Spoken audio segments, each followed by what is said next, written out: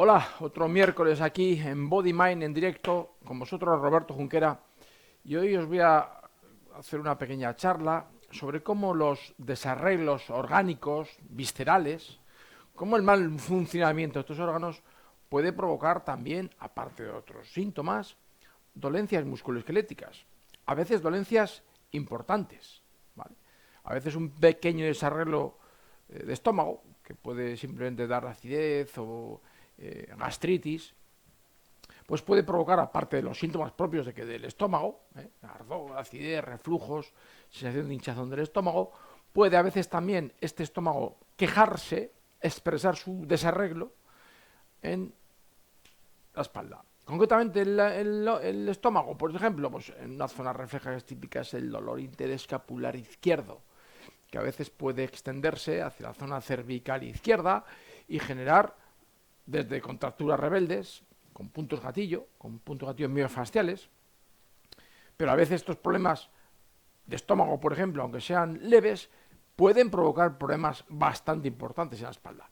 No graves en cuanto a que uno no se muere por un problema de espalda, pero sí problemas de espalda que catalogaríamos ya de más invalidantes, ¿no? Como puede ser, por ejemplo, una hernia discal cervical, izquierda en este caso, ¿vale? Puede, como te digo, puede provocar desde contracturas musculares, rebeldes, puntos gatillo, bloqueos, una tortícolis.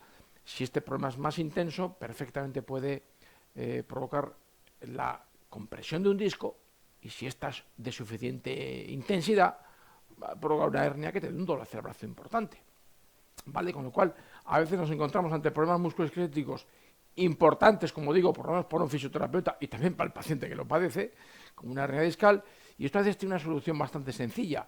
Evidentemente, siempre podemos tratar esa contractura con masaje, con estiramientos, el punto gatillo con punción seca, podemos poner diatermia, manipular las vértebras, todo va a favorecer, a intentar restaurar ese desequilibrio en la espalda y favorecer que esa hernia se reabsorba. Porque normalmente lo que hace el estómago es generar una zona rígida. El estómago es en la zona dorsal, dorsal de T5, T6, T4, esta zona interescapular izquierda, pero esta zona, esta rigidez dorsal, lo que provoca es una hipermovilidad, es decir, cuando hay una zona rígida en la espalda, con menos movilidad, hay una zona adyacente que absorbe esa movilidad, se mueve demasiado. Si hay una zona que se mueve poco, hay otra que se mueve demasiado.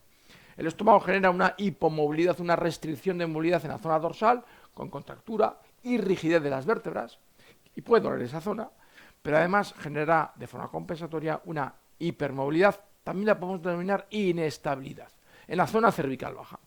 Y esa inestabilidad pues es la que hace que el disco reciba mayor presión, mayor desgaste, y a veces, si es de forma muy intensa, generar una hernia, ¿vale? Esto lo pueden hacer, y luego un poco lo pormenorizaré a lo largo de la charla. Cada órgano puede provocar diferentes dolencias. Como digo, luego haré un pequeño resumen, porque esto sería, podemos estar hablando unas cuantas horas sobre estos reflejos viscerales, ¿vale? Te explico el del estómago, porque es muy típico y muy sencillo, ¿no? Pero todos los órganos tienen su zona refleja, y luego me expresaré. Pero, ¿por qué? ¿Cómo? ¿Cómo estos órganos alterados pueden provocar problemas en la espalda? Pues es lo que un poco te voy a tratar de explicar. En primer lugar, decir que estos desarreglos viscerales, normalmente estamos hablando de desarreglos, no de un problema importante, es decir, no de, por ejemplo, un cáncer en el estómago. No va a dar reflejos en la espalda, dará desgraciadamente otros problemas mucho más graves que pueden acabar con la muerte, por ejemplo. Pero no va a dar reflejo en la espalda. Normalmente los órganos reflejan en la espalda cuando son problemas de funcionamiento del órgano. Por tanto, por eso lo hablamos de disfunciones viscerales, no de enfermedades. Una acidez de estómago, una gastritis, una inflamación, no es un problema grave del estómago, es un problema de mal funcionamiento. Como por ejemplo en el intestino delgado, que no tiene un buen movimiento y no hace una buena digestión, genera estreñimiento. Puede ser muy incómodo un estreñimiento y puede ser de muchos grados, pero en general no es un problema grave. Que sí, que al final puede acabar dando problemas importantes, pero en principio no es una patología que el médico te pueda operar o que tenga un medicamento, que tenga... No, son problemas de desarreglos de funcionamiento. Y así todos los órganos. Todos los órganos, cuando funcionan mal, empiezan a dar una serie de síntomas. que pueden ser muy molestos, pero normalmente no son problemas graves. Evidentemente, si se perpetúan, si se intensifican, pueden dar muchas molestias y pueden acabar en problemas ya patológicos, ¿vale? Problemas que sí podamos denominarlos patología médica, ¿no? Todo problema de mal funcionamiento, si se perpetúa en el tiempo, pues puede acabar empeorando. Una acidez de estómago es un desarreglo, seguramente, normalmente por estrés, normalmente por una incorrecta alimentación, por emociones concretas. Cada emoción concreta afecta a un órgano en concreto. Por ejemplo, el estómago, que te estoy poniendo el ejemplo del estómago, pues se ve muy alterado normalmente por emociones tipo obsesión con aspectos materiales, obsesión con la responsabilidad. Gente que no desconecta del trabajo, que es muy perfeccionista del trabajo o que tiene mucha responsabilidad encima, bien porque su carácter sea hiperresponsable, por la educación que ha tenido, por su forma de ser, o bien porque tenga un trabajo que le exija mucha responsabilidad, no sé, situaciones concretas, ¿no? Épocas concretas de la vida laboral, o incluso te han ascendido a un puesto de trabajo que es inherente su exceso de responsabilidad. Bueno, pues el exceso de responsabilidad con el trabajo, con las obligaciones normalmente tipo materiales, económicas, organizativas, en un chaval joven será el estudio, por ejemplo, pero en adulto pues va a ser, por ejemplo, las situaciones laborales. Más aún en una persona que de por sí sea muy responsable, que le cueste desconectar de situaciones, que sea un poco obsesivo. Bueno, pues ese tipo de estrés laboral, en ese carácter, altera el funcionamiento del estómago. Incluso a veces el estómago no llega a dar muchos problemas, pero se refleja muy fácil en la espalda. Sí suele dar más problemas el estómago cuando el estómago está alterado porque la alimentación es incorrecta. Normalmente en estos casos esa alimentación repercute primero en el hígado y el hígado hará que el estómago funcione mal. Siempre hablamos de funcionamiento, de disfunción. Estos son los problemas que van con mucha facilidad se expresan en el sistema musculoesquelético. Por tanto, en resumen, cada tipo de emoción va a un órgano. El estrés, que comentaremos un poquito ahora, en general puede afectar a todos los órganos, aunque tiene unos patrones concretos donde actúa primero, pero bueno, factores de desequilibrio orgánico, emociones peculiares de cada órgano, estrés en general, la alimentación, por supuesto, la falta de ejercicio, la falta de sueño. Son todos factores que desequilibran el funcionamiento orgánico y que van a dar problemas a nivel musculoesquelético. ¿Cómo estos desarreglos viscerales, como digo, desarreglos en primer lugar, normalmente no graves, aunque puedan ser muy molestos, no graves, aunque con el tiempo puedan acabar siéndolo, ¿vale? Porque ese problema de estómago que te estaba comentando, si se perpetúa en el tiempo puede acabar en una úlcera de estómago y una úlcera sangrante y eso puede ser grave, puede ser incluso mortal. Y un problema de estómago crónico durante años, pues aparte de una úlcera, esta úlcera se puede malignizar y dar, por ejemplo, un cáncer. Es decir, que todo desarreglo, en principio, no grave, aunque muy molesto, si se perpetúa en el tiempo puede acabar en un problema grave. No siempre, evidentemente, pero es una opción. Vale, pero ¿cómo este problema, este desarreglo genera reflejos en el sistema musculoesquelético? Bien, pues en primer lugar hay que decir que el sistema nervioso lo interconecta todo en nuestro organismo. Todo está interconectado con el sistema nervioso.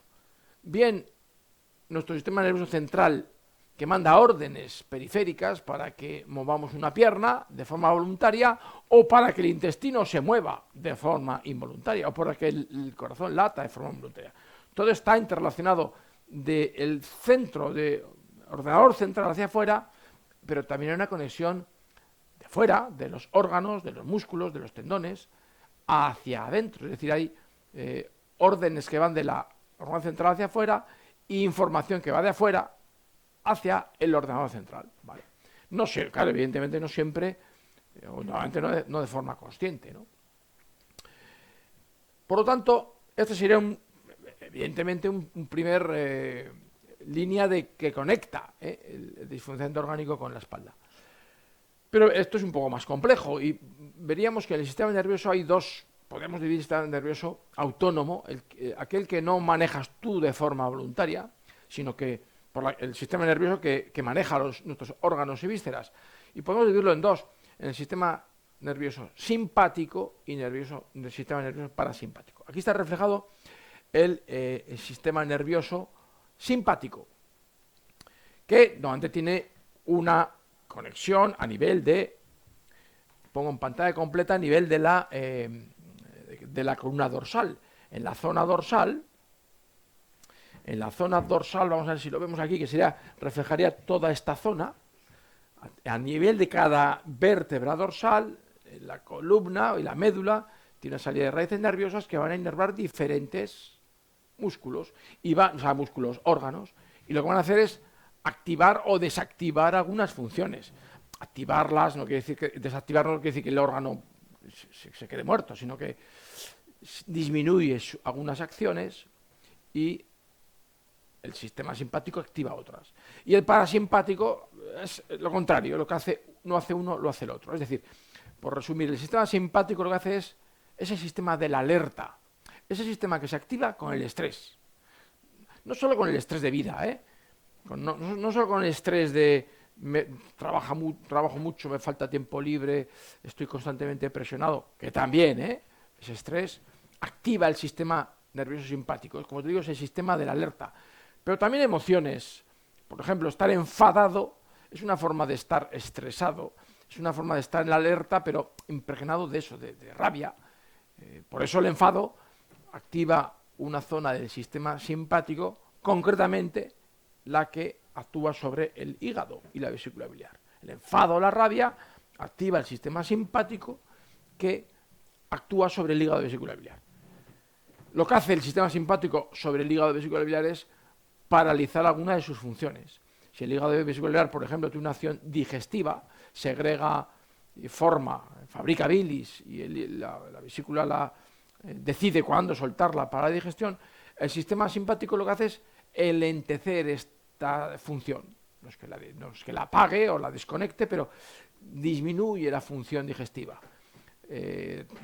También el sistema simpático disminuye el peristaltismo intestinal. El peristaltismo es la movilidad, es la motilidad, se llama más bien, la capacidad del intestino de moverse para que el bolo alimenticio progrese y lo vayamos absorbiendo. Es decir, cuando tenemos un sistema simpático demasiado alerta, demasiado activado, por estrés, por ejemplo, la digestión es más lenta, está inhibida.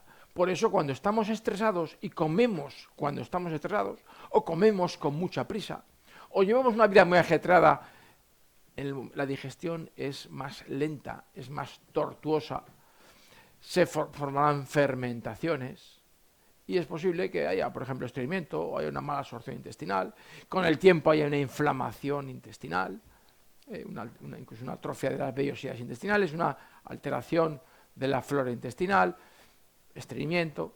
Puede darse también todo lo contrario, con un estrés intenso hay una diarrea, a veces una diarrea, pero luego puede seguir esta diarrea un estreñimiento. Es decir, es un desequilibrio del funcionamiento, por ejemplo, del hígado, de la vesícula, del estómago, de todo el sistema digestivo. El sistema simpático, el sistema de la alerta, desactiva, inhibe sutilmente el sistema digestivo, con lo cual la digestión es peor. Al revés, para hacer una buena digestión necesitamos que el sistema parasimpático, por ejemplo, está ahí el nervio vago, que es el nervio fundamental que controla el sistema parasimpático del estómago, de todo el sistema digestivo, pues para hacer una buena digestión hace falta que en ese momento haya un predominio del sistema parasimpático, es decir, que el nervio vago sea el que mande en ese momento y el simpático se apaga. Cuando el parasimpático se activa, el simpático se apaga. Son opuestos. Entonces, depende para qué funciones, hace falta que predomine uno u otro. Para hacer una corta digestión, que predomine el sistema parasimpático y el sistema simpático, que es el que viene interconectado en esa zona dorsal, por esos niveles metaméricos, niveles de la columna, pues este sistema simpático tiene que apagarse. Para dormir bien, uno tiene que estar activado el sistema parasimpático. Uno tiene que estar, decir parasimpático es decir, un estado de mayor relax, de mayor conexión con nuestro cerebro derecho, cerebro artístico. Por eso es bueno antes de dormir, pues que estemos relajados, que hagamos cosas que no sean de responsabilidad, que no activen nuestro sistema de alerta. Leer, escuchar música, ver una serie de televisión, hacer yoga. Es decir, ir calmando ese sistema de alerta, ir apagándolo. Sistema alerta, sistema simpático. Pues ir apagando ese sistema simpático para que el parasimpático actúe y podamos dormir bien, ¿vale? Bueno, pues este equilibrio y desequilibrio entre sistema simpático y parasimpático es una de las formas en las que nuestros órganos enferman, ¿vale? Nuestros órganos enferman, entran en disfunción, perdona, primero, antes de enfermar tienen que entrar en disfunción, empiezan a no funcionar correctamente, porque un día estemos estresados y nuestra vesícula hígado funcione más lento, pues no pasa nada. Pero si perpetuamente estamos siempre un poco en alerta, de forma también constante, nuestro sistema digestivo estará un poco disminuido. Y devienen muchos problemas digestivos. Muchísimos problemas digestivos están basados en esto, en un sistema simpático excesivamente activado, un sistema de alerta muy activado. Vale. Este mal funcionamiento de estos órganos nos puede dar señales digestivas, por ejemplo, digestión pesada, lenta, gases, hinchazón, estreñimiento, acidez de estómago, que luego puede tener otras consecuencias, por ejemplo, mala absorción de algunas vitaminas, minerales, el paciente estará cansado, o absorción de sustancias más tóxicas, el paciente tendrá más dolores de cabeza, ¿vale? Pero otro de las consecuencias que tiene esta alteración orgánica es que estos órganos nos avisen a través de la espalda. Y lo hacen a través de lo mismo que el sistema nervioso central interconecta y manda mensajes a los órganos tienen vías que dan reflejos en la espalda. Por ejemplo, el más frecuente que conoceréis, el corazón. Aquí no le suena que cuando el corazón está teniendo dificultades, vamos a decir, por ejemplo, le falta riego sanguíneo. Lo que llamaríamos, en medicina se llama angina de pecho o angor. Cuando una angina de pecho es cuando el riego cardíaco, las coronarias, están siendo insuficientes en su función, no llevan el suficiente riego y el corazón empieza a quejarse. Sobre todo cuando es un problema incipiente, progresivo, no es fulminante, ¿vale? Una falta de riego fulminante en el corazón, o sea, un infarto, por una embolia, por ejemplo, por un trombo, en este caso a veces es muy agudo, muy repentino y no te avisa de nada, no se puede quedar muerto en el momento y no te avisa por ningún lado. Pero cuando el proceso es progresivo, cuando no es tan grave, pero te está avisando, puede ser, no digo que no sea grave, pero que sea más paulatino, este desarreglo, esa falta de riego, a veces, sabréis, que da dolores en la parte izquierda del cuello, en la zona de la clavícula izquierda, supraclavicular hacia la garganta o infraclavicular debajo de la clavícula en esta zona, dolor axilar, que puede irse hacia el brazo, normalmente hacia la zona interna del brazo, codo, puede irse incluso hacia toda la mano, no solo lo típico es axila, codo, pero todo esto viene porque el corazón provoca una tensión muscular involuntaria, claro, en la zona cervical baja izquierda, dorsal alta izquierda, normalmente bloquea la primera, segunda vértebras dorsales a este nivel. Y ese bloqueo de esa vértebra también dificulta la movilidad de la segunda costilla que está en esa zona, y esa segunda costilla es la que va por la axila y la zona debajo de la clavícula. Entonces, ese bloqueo de esa costilla va a hacer que te duela todo el recorrido de la costilla y del nervio intercostal y que te duele la axila. Ese bloqueo vertebral de T2 puede comprimir una raíz nerviosa que va hacia el brazo y dolerte en la zona interna. Incluso puede, esa contractura incluso de los músculos de la escalenos, que se llaman estos laterales, y del esternocleidomastoideo pueden comprimir otras raíces nerviosas, del plexo braquial, raíces nerviosas que van todas hacia el brazo, y por eso puede dolerte la mano izquierda, normalmente la mano izquierda, no es exclusivo, en personas mayores que ya tienen mucho desgaste del cuello, este aumento de tensión, normalmente en la zona izquierda, si el cuello tiene un estrechamiento importante, lo que se llama una estenosis del canal, puede dar dolor en los dos brazos, no es exclusivo del brazo izquierdo. Pero lo normal es que si el cuello está regular, en personas un poco más jóvenes, o el cuello no está con una estenosis muy grave, el dolor sea del brazo izquierdo porque el bloqueo vertebral es muy circunscrito a la zona de T2, T1, T3, ¿vale? Y el dolor, como digo, va a dar hacia el brazo izquierdo. Esto lo sabemos todos, ¿verdad? Que el corazón a veces nos avisa que tiene un problema a través de dolores hacia el brazo, ¿vale?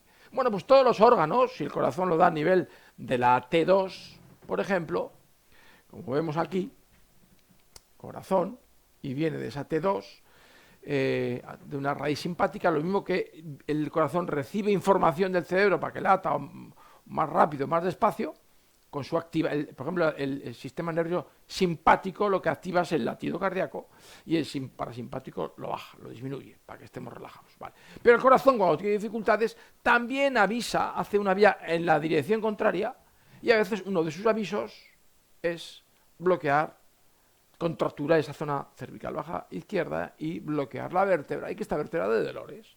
Pues eso puede dar dolores hacia el brazo o simplemente dolor aquí. Yo he tenido pacientes con una tortícolis permanente del lado izquierdo, llevar 20 días, un mes con dolor cervical izquierdo. Curiosamente me decía este paciente, es que cuando tengo frío a las mañanas, el frío es una de las causas que aumenta un poco o disminuye un poco, perdón, el riego sanguíneo del corazón, pues me duele más el cuello. Cuando subo cuestas, pues se me pone un dolor aquí en el cuello. A mí cuando me dijo eso dije, o sea, un trabajo aeróbico, es decir, un trabajo de esfuerzo físico de piernas, como puede ser subir cuestas, te da dolor al cuello, le palpo, T2 le dolía mucho, le mandé al cardiólogo de urgencia y efectivamente tenía una estenosis de deslizamiento de las coronarias, de una al 95%, otra al 90% y otra al 70%. Al día siguiente le habían puesto varios stents. No es lo normal, el corazón avisa mucho más, de forma más brusca, con sensación de esa contractura cervical izquierda acompañada, sensación de presión en el pecho, de no me entra bien el aire. O sea, es que cada órgano puede dar síntomas diferentes. En este, por ejemplo, era una cosa muy progresiva, muy cronificada, pero en un momento dado el corazón empezó a faltar de suficiente riego para que empezara a quejarse y le dolía simplemente en la zona cervical izquierda. Llevaba un mes tomando antiinflamatorios, pues según el médico lo que tenía era una contractura cervical. Y es que tenía una contractura cervical y tenía un bloqueo vertebral que le daba dolores solamente ahí y una sensación de tortícolis a girar el lado izquierdo. Ese bloqueo vertebral y esa contractura venían por un reflejo cardíaco que le estaba avisando te falta riego. Nuevamente este reflejo se da de forma más intensa. El corazón es un órgano muy importante y entonces sus síntomas, sus avisos en la espalda son más importantes. Una contractura fuerte, el dolor si irradia hacia la garganta, hacia la zona del pecho, si va más hacia la axila. Vale. Hay que darle importancia. Casi esto es uno de los problemas, uno de los reflejos orgánicos o viscerales en la espalda peculiares, porque aquí sí hablamos de un problema que es ciertamente grave. Normalmente he dicho antes que casi siempre estos desarrollos que dan problemas en la espalda son leves, no son de peligro de vida o muerte. Este casi es una de las excepciones. Ahí el corazón sí, aunque sea un problema que todavía no está en vida o muerte, vamos a decir, pero te está avisando de un problema grave. A veces también el corazón puede avisar en los mismos sitios y el problema no es grave. Por ejemplo, cuando hay palpitaciones o taquicardias por ansiedad. Lo saben muy bien los médicos de urgencias, que hay gente que viene con un dolor en la zona izquierda del pecho, de la clavícula, axila, tengo sensación de palpitación, van muy nerviosos porque sienten que es algo cardíaco, le miran y el corazón está perfectamente. Te dicen, no, es que el corazón se ha disparado por ansiedad. Esto es un ataque de ansiedad, pero en vez de notarlo solamente con síntomas, diríamos, nerviosos, se somatiza a través de las zonas reflejas del corazón, en la zona cervical izquierda. Y el paciente, aparte de notar palpitaciones de taquicardia, que es cardíaco, evidentemente, es un desarreglo cardíaco, una disfunción. Por tanto, no grave, simplemente es una expresión física de un problema tensional, emocional, una ansiedad.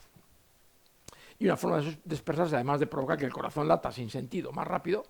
Lata sin sentido me refiero porque estamos en la cama o estamos en el sofá viendo una película y el paciente se le dispara el corazón. Se está disparando por un estrés previo, porque ha pasado un mal día, porque está pasando una mala temporada, porque tiene una angustia de algo en el trabajo, y cuando está en reposo, como pasa muchas veces, este corazón empieza a decirte, tengo un problema, y te lo dice con palpitaciones. Y te puede decir, además de las palpitaciones, tengo un problema, y te lo dice a través de sus reflejos del corazón en la zona cervical izquierda. ¿Vale? Todos los órganos tienen una zona donde se pueden reflejar y lo hacen como lo hace el corazón, a través de vías eferentes, vías de retorno del órgano hacia las zonas reflejas de la columna vertebral normalmente. sobre todo en las zonas vertebrales que tienen ganglios simpáticos, que son, diríamos, como interconexiones, como sería una estación intermodal de metro, ¿no? Que son zonas donde, como subestaciones, vamos a decir. Esos son los ganglios simpáticos. Y conectan también el corazón hacia, el corazón, todos los órganos, hacia la columna vertebral en primer lugar, ¿vale? Y ahí es donde pueden dar contracturas, bloqueos vertebrales que te van a doler. Por tanto, depende en qué zona de la espalda te pueda doler. Podemos pensar que es por un trabajo físico intenso, porque he hecho una mala postura, etcétera, etcétera. Pero también hay que por lo menos, pensar que esa contractura vertebral puede estar en relación con un desarreglo de un órgano o una víscera. De hecho, de los dolores en la zona dorsal, prácticamente siempre están mediados por un órgano o una víscera. ¿Que también está influido por una postura? Por supuesto. Pero normalmente cualquier dolencia en la zona de la espalda, con muchísima frecuencia, el factor, diríamos, postural, físico, esfuerzo, igual es este. Sin embargo, el reflejo de órgano es este, ¿vale? Hay que individualizar cada caso. No digo que todos los de espalda sean por eso, pero que son frecuentísimos. Problemas cervicales que en el fondo analizas al paciente y no ha hecho ningún esfuerzo ni tiene una postura que podamos decir que es de una sobrecarga muy importante. Muchos compañeros de esa persona tienen el mismo trabajo y no les duele el cuello, sin embargo, a esta persona sí. Y analizas, esta persona, por ejemplo, está con un estrés importante, y este estrés veremos que alterará nuestros órganos, porque este estrés lo que hace es activar el sistema simpático, apagar el sistema parasimpático, y este desequilibrio es el que trae, este desequilibrio nervioso, al fin y al cabo, del sistema nervioso autónomo, es el que provoca estos desarrollos viscerales, ¿vale? Por ejemplo, he hablado de como origen de este sistema, de este desequilibrio visceral, el estrés. El estrés a corto plazo, eso ya lo sabemos, nos dicen, estrés que produce adrenalina y nos salva la vida a veces. Si estoy en peligro, producir adrenalina hace que tu cuerpo no mande sangre a esos órganos digestivos. No hace falta hacer la digestión cuando uno está en peligro de muerte. Hace falta que llegue sangre a los músculos, que llegue sangre a los músculos que te van a ayudar o a atacar o a huir, ¿vale? Entonces, la adrenalina hace esto, hace que tu sistema musculoesquelético esté a tope para la pelea, ¿no? Bien, para la pelea de huir o para la pelea de atacar, pero para sobrevivir. Esto es la simpaticotonía, que es el predominio del sistema simpático, ¿vale? Cuando estamos estresados, segregamos adrenalina, el sistema simpático se activa, cuanto mayor sea el estrés, más se activa, y por tanto el contrario, el parasimpático se inhibe, aumenta la glucosa en sangre, aumenta la tensión arterial, vasoconstricción visceral, no hace falta sangre al intestino. El intestino para hacer la digestión, eso lo haremos cuando estemos tranquilos. No hace falta llegar sangre ahí, por eso la digestión se paraliza con el estrés. Aumenta la frecuencia cardíaca, que va a bombear sangre a las zonas donde hace falta, broncodilatación para que podamos disponer de más oxígeno para esa pelea huida, disminución de la diuresis, es decir, el riñón funciona más lento, no hace falta en ese momento producir orina, ni depurar el organismo, hace falta guardar toda la energía para la pelea. Esto es a corto plazo. Luego a medio plazo lo que hace es aumentar el trabajo tiroideo, que el tiroides trabaje más para producir hormonas tiroideas que lo que hacen es aumentar nuestro metabolismo. Lo mismo, aumentar nuestro metabolismo para que podamos soportar ese estrés, adaptarnos a ese estrés. Y a largo plazo lo que hacemos es que nuestras glándulas suprarrenales produzcan cortisol. Es una hormona, digamos, de agotamiento más lento, porque la adrenalina es para unos segundos, unos pocos minutos. Pero la adrenalina no puede estar con la adrenalina a tope días y días y días. Eso es diríamos, un mecanismo de alarma muy rápido, rapidísimo, instantáneo, pero por lo tanto no se mantiene el tiempo. El cortisol es un poquito más lento, va incrementándose según el estrés se mantiene, pero es para mantenerlo durante muchos tiempos, meses o años incluso. Claro, esto no es gratuito, ¿eh? El cortisol es una hormona maravillosa que nos hace superar muchas dificultades, pero tiene unas consecuencias, que son la acidosis metabólica, y luego esto nos interesará bastante, este término, es decir, que haya muchos ácidos en el cuerpo, que el estrés a largo plazo produce acidosis metabólica, que haya muchos ácidos, circulantes, que el riñón no pueda eliminar tantos ácidos y que se produzcan microcristales. Que luego veré que esto tiene su importancia. Descalcificación, nuevamente. En vez de tener los cristales de calcio donde tienen que estar, que es fortaleciendo el hueso, al revés. El exceso de cortisol, ya sabemos que el corticoide descalcifica los huesos, también los dientes. Luego hay una desmineralización de nuestra estructura ósea, también de la estructura conjuntiva, de los tendones, de los ligamentos.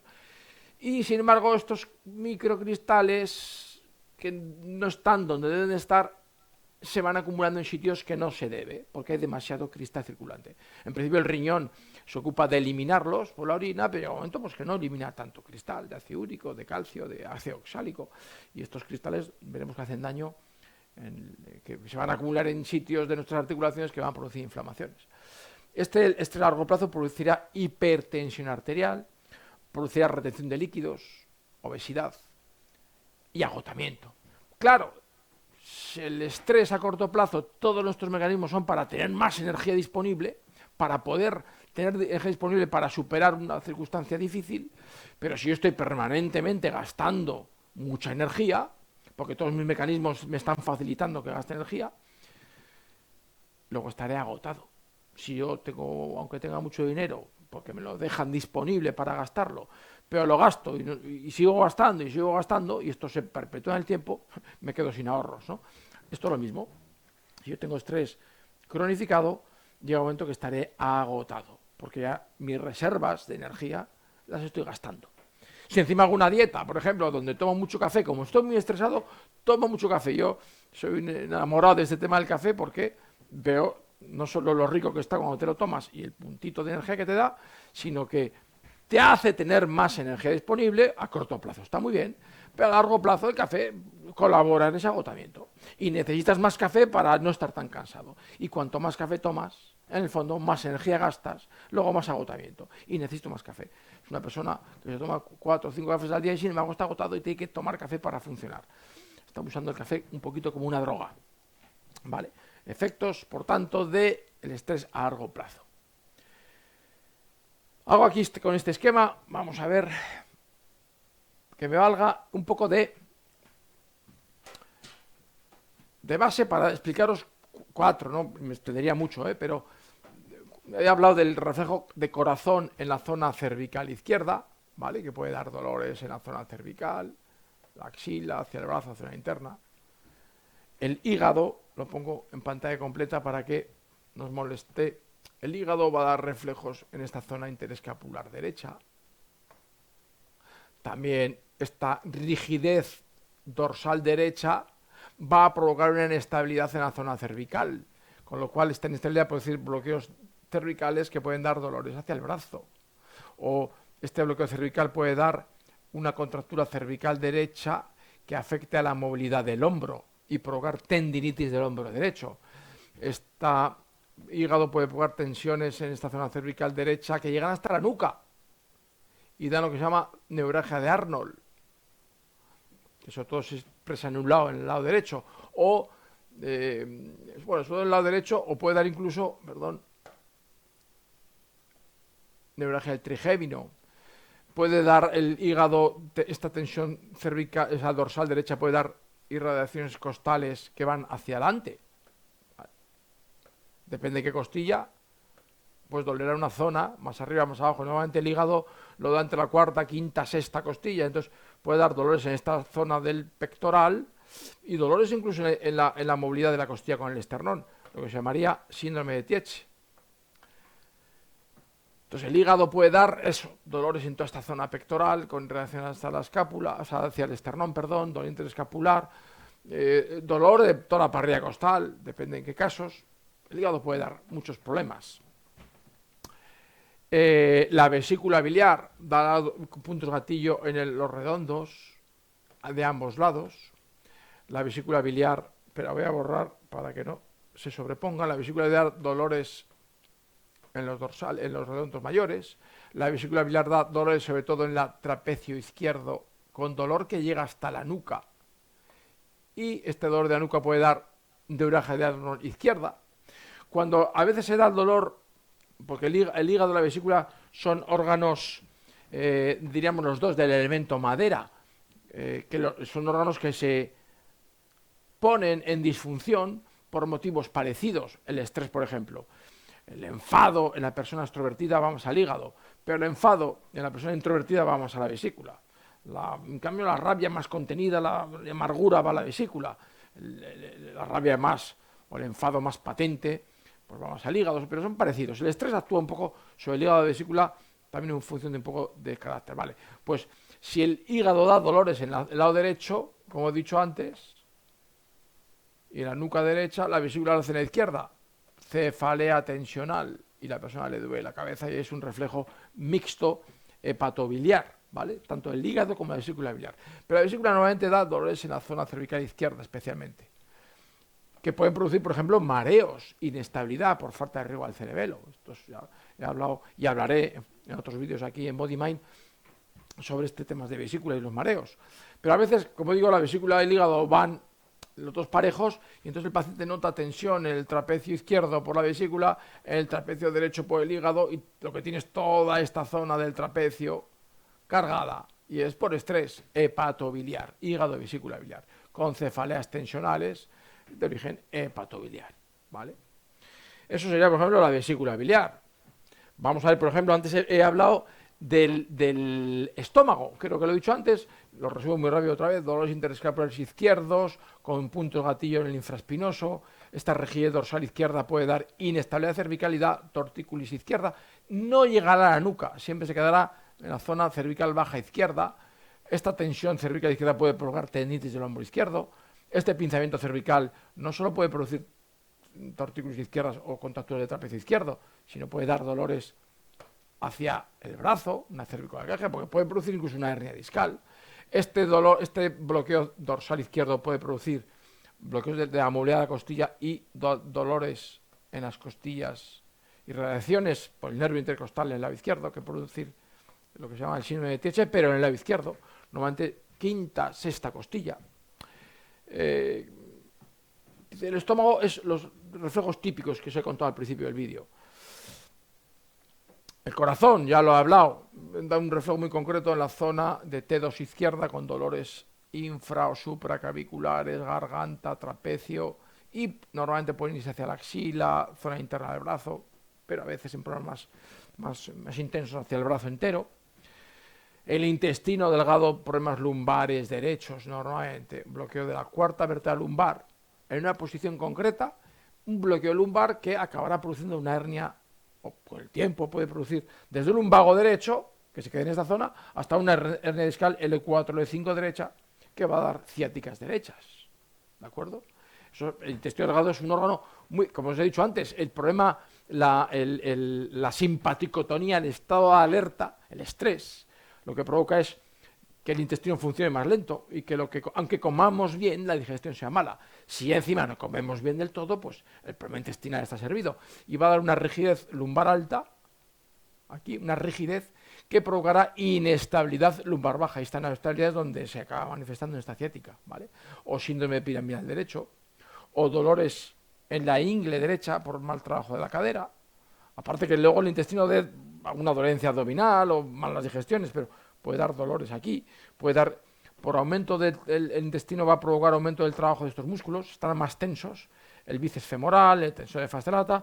Esto va a repercutir en cómo trabaja esta rótula, que va a verse desplazada hacia afuera, y favorecer a este intestino la condromalacia rotuliana derecha, o en un corredor, la tendinitis del corredor, tendinitis de fascia lata, o en un jugador de fútbol, roturas de fibras en el bíceps femoral, porque ese bíceps está demasiado tenso por culpa de rigidez lumbar derecha que está bloqueada por culpa del intestino delgado, ¿vale? Eso es el intestino delgado. El colon irritable dará dolores lumbares izquierdos, que da una rigidez lumbar alta que provocará inestabilidad lumbar baja, con dolores sacroiliacos izquierdos, ciatalgias izquierdas, dolores en la ingle izquierda, todo eso lo hace el colon irritable. El riñón, pues el riñón va a dar una rigidez lumbar muy pronunciada en la zona lumbar dorsal alta, sobre todo T10, T11, T9, y esto generará una inestabilidad lumbar baja, ¿vale?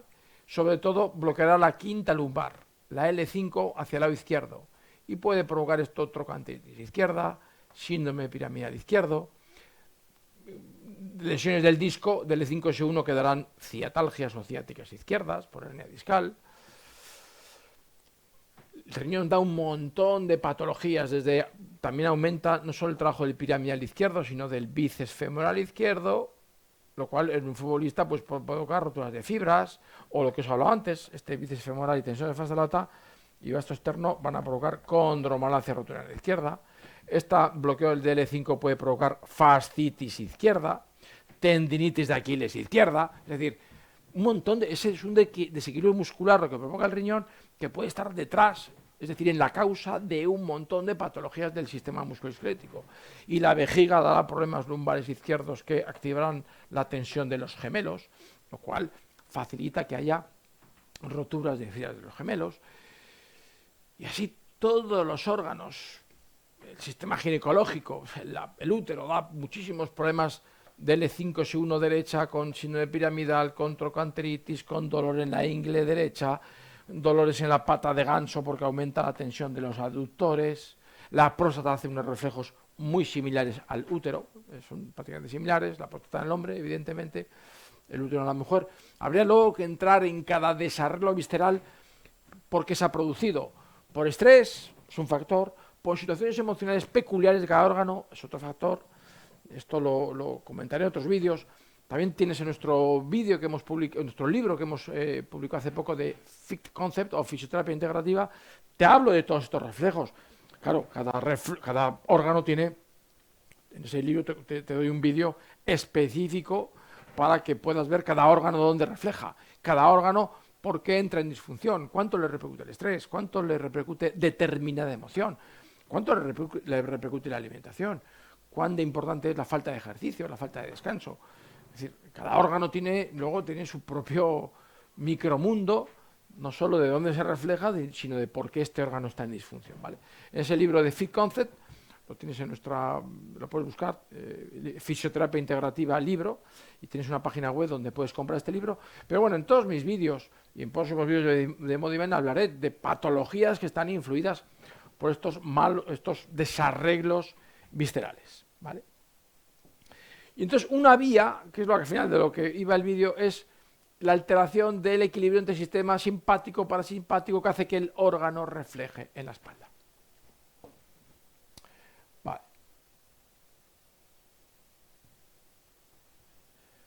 Otra vía por la cual también nuestros órganos influyen en la espalda es por lo que te he dicho antes, la acidosis metabólica. Eso implica un montón de sustancia ácida en el cuerpo. Estar estresado es decir, estoy ácido. Un organismo estresado está ácido y tendrá esos ácidos producen muchos cristales, porque el cuerpo, una forma de defenderse de esa acidosis, porque el cuerpo necesita un equilibrio ácido-base. Necesita que la sangre, por ejemplo, tenga un equilibrio muy, muy, muy preciso, de 7,36, 7,42 de pH. No puede ser ni más ácido ni más alcalino. El exceso de acidez del cuerpo por estrés hace que el cuerpo haga un esfuerzo de alcalinizarlo, y una forma de alcalinizarlo es de fabricar cristales. Estos cristales, a través del sistema circulatorio, que también interconecta todo nuestro organismo, estos ácidos cristalizados pueden acumularse a través de nuestro sistema circulatorio en todas las articulaciones del cuerpo y en todo el tejido conjuntivo. Muchos dolores tendinosos y articulares son por acúmulos de microcristales, que se producen por un exceso de acidosis, que se produce por un mal funcionamiento visceral por estrés.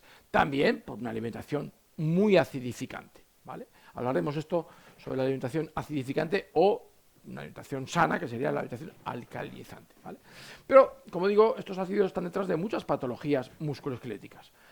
En muchos tendinitis de hombro son formación de cristales, a veces que se ven en radiografía, calcificación, o a veces no se ven, son microcristales, pero producen inflamación de los tejidos del hombro y son productos de una acidosis metabólica. Y cuando actúa sobre el hombro es normalmente una acidosis que está perjudicada, viene más mediada por el hígado. Cuando esta acidosis en este caso del hígado, se da más en gente joven. Cuando esta acidosis se da en gente mayor, es más fácil que dé problemas musculoesqueléticos en zonas reflejas del riñón, por ejemplo, en los pies, en los tobillos, dolores de tobillos, tendinitis de tobillos, tendinitis del tendón de Aquiles, tendinitis en la zona de arriba del pie, de los tendones extensores, son por frecuentemente acúmulos de microcristales, porque el riñón no los está eliminando bien. Y estamos en este caso.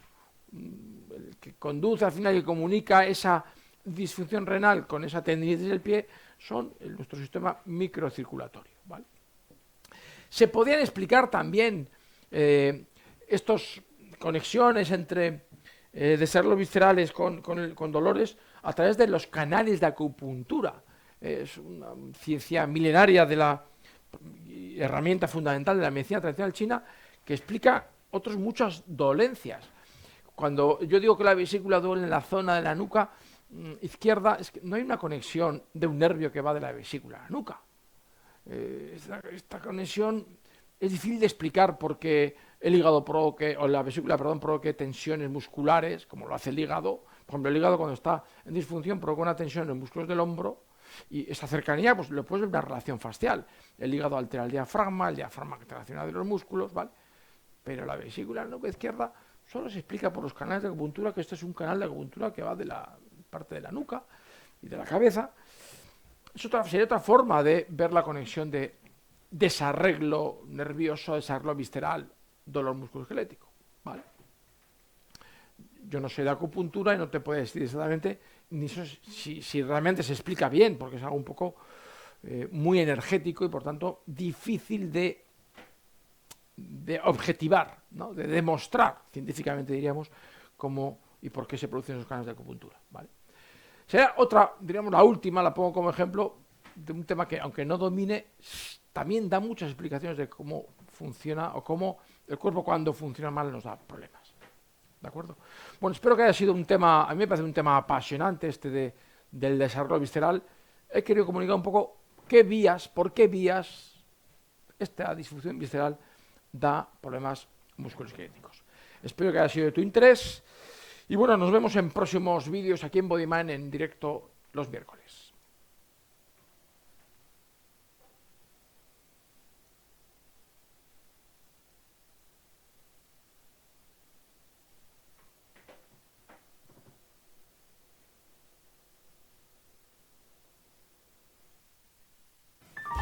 Bueno, espero que este vídeo te haya gustado, que te sirva, que te ayude. Ya sabes que puedes ver otro montón de vídeos aquí mismo, visitarnos en nuestra web fisioterapiaonline.com o suscribirte a tu canal de Fisio Online.